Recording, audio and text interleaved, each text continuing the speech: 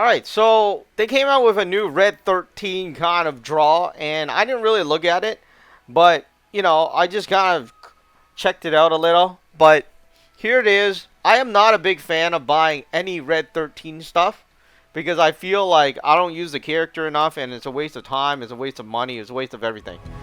And, if you like it, then you could obviously get it, and then they have another character that I don't really care about either. So let's go back. But he looks heavenly. That's all I gotta say.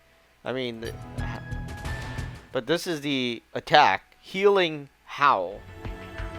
And then you have Barrett's Cannon, which is another protective attack.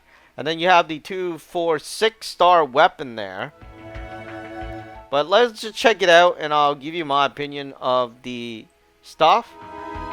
Heals 40%. Let's see when it maxes out. You got the heal boost there. I don't know.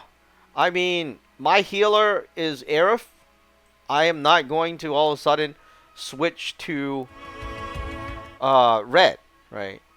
I mean, it increases magical defense to all allies, which can be beneficial, right? No doubt about it. But do I really want to switch character is another question. I mean, is it enough to switch character is another question. And then you have this extension, which is also beneficial to the defense, magical defense increase. But I don't know. For red, I just like, it's not there, right? And this thing is actually fairly decent because you have heal increase and you have the extension, right? I mean, if this was on Aerith, I think it's a great Aerith character, right? Or a great Aerith stuff to have. But having to revise and do a brand new character, I don't think it's worth it. I mean, it's a whole new character, and I haven't worked on red. If you worked on red and if you want to use red, then obviously this, or if you use red as a healer, that is, right? And then they have this thing with Barrett, which is, nobody uses Barrett either, right? I don't want to make fun of these two characters, but basically nobody uses Barrett, nobody uses red, right? They're just side characters, even though red was pretty cool before they made this game.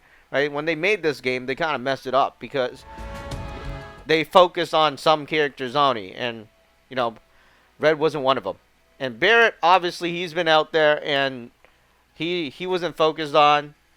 All of a sudden, swapping characters now midway through the game is kind of bad. But looking at it, right, this is a magic defense kind of character. It doesn't even have 52 or 60, whatever. It doesn't max out pretty high. And yeah, I both of them, both the weapon is not worth getting, in my opinion.